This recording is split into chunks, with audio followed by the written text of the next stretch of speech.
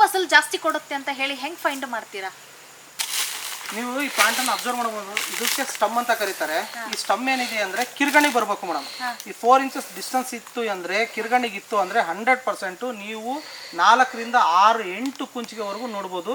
ಅವಾಗ ಇಳುವರಿ ನೀವು ಚೆನ್ನಾಗಿ ಎಕ್ಸ್ಪೆಕ್ಟೇಷನ್ ಮಾಡ್ಬೋದು ಮೇಡಮ್. ಏನು ಸರ್ ಇದು ಕಡಿಮೆ ಇರಬೇಕಾ ಜಾಸ್ತಿ ಇರಬೇಕಾ? ಇದು ಡಿಸ್ಟೆನ್ಸ್ ಕಡಿಮೆ ಇರಬೇಕು ಮೇಡಮ್. ಇದು ಕಿರ್ಗಣ್ಣು ಇದೆಯಲ್ಲ, ಈ ಗಣ್ಣಿಂದ ಈ ಗಣ್ಣು ಇದೆಯಲ್ಲ, ಕಿರ್ಗಣ್ಣು ಇತ್ತು ಅಂದ್ರೆ ಮಾತ್ರ ನೀವು ಒಳ್ಳೆ ಇಳುವರಿನ ಎಕ್ಸ್ಪೆಕ್ಟ್ ಮಾಡಕ್ ಸಾಧ್ಯ. ಫಾರ್ ಎಕ್ಸಾಂಪಲ್ ಇಲ್ಲಿ ನೋಡ್ರಿ, ಈ ಕಿರ್ಗಣ್ಣಿಗಿರೋ ಅಂತದ್ದು ಈ ಪ್ಲಾಂಟ್ ನೋಡ್ರಿ, ವಿತಿನ್ 1 or 2 ಪ್ಲಾಂಟ್ಸ್ ಡಿಸ್ಟೆನ್ಸ್ ಅಲ್ಲಿ ಆ ಪ್ಲಾಂಟ್ ಅನ್ನು ನಿಮಗೆ ಪ್ರಾಕ್ಟಿಕಲ್ ಆಗಿ ತೋರಿಸ್ತೀನಿ ಬನ್ನಿ. ಎಕ್ಸಾಂಪಲ್ ನೋಡ್ರಿ, ಅಲ್ಲಿ ಆ ಗಿಡಕ್ಕೂ ಆ ಮರಕ್ಕೂ ಆ ಗಿಡಕ್ಕೂ ಈ ಗಿಡಕ್ಕೂ ಡಿಸ್ಟೆನ್ಸ್ ಇರೋದು ಜಸ್ಟ್ ಫಾರ್ 15 ಫೀಟ್. 8x8 ಅಂದ್ರೆ 16 ಫೀಟ್ ಡಿಸ್ಟೆನ್ಸ್ ಅಲ್ಲಿ ಇದೆ. ಆ ಗಿಡಕ್ಕೂ ಈ ಗಿಡಕ್ಕೂ ವ್ಯತ್ಯಾಸ ನೋಡ್ರಿ, ಅದು ಕಿರ್ಗಣ್ಣಲ್ಲಿದೆ, ಅದರಲ್ಲಿ ಬೆಳೆ ಇದೆ. ಈಗ ನೋಡ್ರಿ, ಇದು ಅರ್ಧ ಅಡಿಗಿಂತ 8 ಇಂಚು ಡಿಫ್ರೆನ್ಸ್ ಇದೆ, ಇಲ್ಲಿ ಬೆಳೆ ಇಲ್ಲ. ಕಾರಣ ಹಾಗಾಗಿ ನಾನು ಏನು ಹೇಳಕ್ ಇಷ್ಟಪಡ್ತೀನಿ ಅಂದರೆ, ನೀವು ಯಾವುದೇ ಗಿಡ ತರಕ್ಕಿಂತ ಮುಂಚೆ ಕೂಡ ಪ್ಲಾಂಟನ್ನು ಗೋಟನ್ನು ನೋಡ್ಬಿಡ್ತಾರ್ರಿ, ಪ್ಲಾಂಟನ್ನು ನೋಡ್ಬಿಡ್ತಾರ್ರಿ.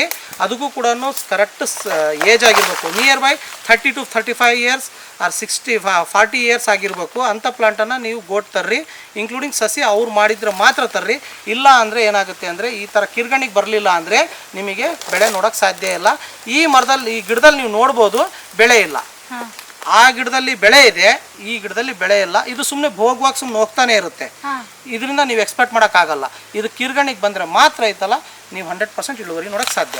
ಓಕೆ, ಅಂದ್ರೆ ಈ ಗಿಡದಲ್ಲಿ ಏನಾದರೂ ರೋಗ ಲಕ್ಷಣ ಇದೆ ಅಂತ? ಯಾವ ರೋಗ ಲಕ್ಷಣನೂ ಇಲ್ಲ ಮೇಡಮ್. ಇಲ್ಲಿ ಬಾಳೆ ಏನಾರ ಬೆಳೆದ್ರೆ, ಭೋಗವಾಗಿ ಚೆನ್ನಾಗಿ ಬೆಳೆದ್ರೆ, ನೆರಳಲ್ಲಿ ಬೆಳೆದ್ರೆ ಈ ಥರ ಕಿರ್ಗಣಿಗೆ ಬರೋಕ್ಕೆ ಸಾಧ್ಯ ಇಲ್ಲ. ಇದು ಏನಾಗುತ್ತೆ, ಗಣ್ಣಿಂದ ಗಣ್ಣಿಗೆ ಡಿಸ್ಟೆನ್ಸ್ ಜಾಸ್ತಿ ಆಗ್ತಾ ಹೋಗುತ್ತೆ. ಫಾರ್ ಎಕ್ಸಾಂಪಲ್ ಹೇಳ್ತೀನಿ ನೋಡ್ರಿ, ಮನೆಗೆ ಮಕ್ಕಳಿದ್ದಾರೆ ಅಂದ್ರೆ ಅತಿ ಹೆಚ್ಚು ಮುದ್ದಾಗಿ ಬೆಳೆಸಿದ್ವಿ ಅಂದ್ರೆ ಅವ್ನ ಮನೆಗೆ ಮಗ ಆಗಿರ್ತಾನೋ ಹೊರತು ಯಾವುದೇ ಕಾರಣಕ್ಕೂ ಉಪಯೋಗ ಆಗಲ್ಲ.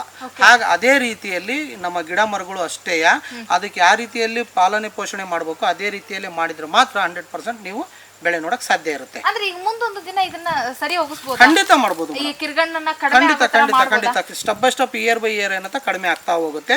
ಅದಕ್ಕೆ ಏನ್ ಬೇಕೋ ಅದಕ್ಕೆ ತಕ್ಕಂತೆ ನಾವು ಮೇಂಟೈನ್ ಮಾಡ್ಬೇಕು ಹೊರತು ಅದನ್ನ ಬಿಟ್ಟು ನನ್ನ ಹತ್ರ ಎಲ್ಲ ಇದೆ ಅಂತ ಹಾಕಿದ್ರೆ ಉಪಯೋಗ ಇಲ್ಲ.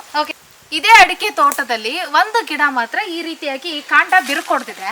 ಸೊ ಈ ಕಾಂಡ ಏನಕ್ಕೆ ಬಿರುಕೊಡಿಯುತ್ತೆ ಅನ್ನೋದನ್ನು ಕೂಡ ನಾವು ಇಲ್ಲಿ ಕೃಷಿ ಸಲಹೆಗಾರರ ಹತ್ರ ಕೇಳೋಣ. ಬಿರುಕೊಡ್ತಿದೆ ಸರ್ ಇದು? ಮೇಡಮ್, ಇದೇನಾಗಿದೆ ಅಂದ್ರೆ ಸೂರ್ಯನ ಕಿರಣಗಳು ನೇರವಾಗಿ ನಮ್ಮ ಪ್ಲಾಂಟಿಗೆ ಬಿತ್ತು ಅಂದ್ರೆ ಈ ತರ ಬಿರುಕು ಬಿಡುತ್ತೆ ಮೇಡಮ್. ಹಾಗಾಗಿ ಏನ್ ಮಾಡ್ಬೇಕು, ಪ್ರತಿ ವರ್ಷ ಕೂಡ ಬೇಸಿಗೆ ಕಾಲದಲ್ಲಿ ಸುಣ್ಣನ ಬಳದ್ರೆ ಅವಾಗ ಏನಾಗುತ್ತೆ, ವೈಟ್ ಕಲರ್ ಏನಾಗುತ್ತೆ ಅಂದ್ರೆ ಬಿಳಿ ಏನಾಗುತ್ತೆ, ಸುಣ್ಣ ಏನಾಗುತ್ತೆ ಅಂದ್ರೆ ವೈಟ್ ಇರೋದ್ರಿಂದ ಸೂರ್ಯನ ಕಿರಣಗಳಿಗೆ ರಿಫ್ಲೆಕ್ಸ್ ಆಗುತ್ತೆ. ಅವಾಗ ಏನಾಗುತ್ತೆ ಅಂದ್ರೆ ಕ್ಯಾಲ್ಸಿಯಂ ಕಂಟೆಂಟ್ ಇರೋದ್ರಿಂದ ಅವಾಗ ಏನಾಗುತ್ತೆ, ಇದು ಐತಲ್ಲ ಬಿರುಕು ಬಿಡಲ್ಲ ಮೇಡಮ್. ಓಕೆ, ಅಂದ್ರೆ ಗಿಡಗಳಿಗೆ ತಂಪು ಕೊಡುತ್ತೆ, ತಂಪುನು ಕೊಡುತ್ತೆ, ಮತ್ತೆ ಕ್ಯಾಲ್ಸಿಯಂ ಕಂಟೆಂಟ್ ಹೀರ್ಕೊಳ್ಳುತ್ತವೆ, ಇನ್ಕ್ಲೂಡಿಂಗ್ ಸೂರ್ಯನ ಕಿರಣಗಳಿಗೆ ರಿಫ್ಲೆಕ್ಸ್ ಆಗುತ್ತೆ. ಆ ಉದ್ದೇಶಕ್ಕೋಸ್ಕರ ನೀವು ಸುಣ್ಣ ಬಳಿರಿ, ಅವಾಗ ಏನಾಗುತ್ತೆ ಅಂದ್ರೆ ಈ ತರ ಬಿರುಕು ಬಿಡಲ್ಲ. Okay sir, thank you.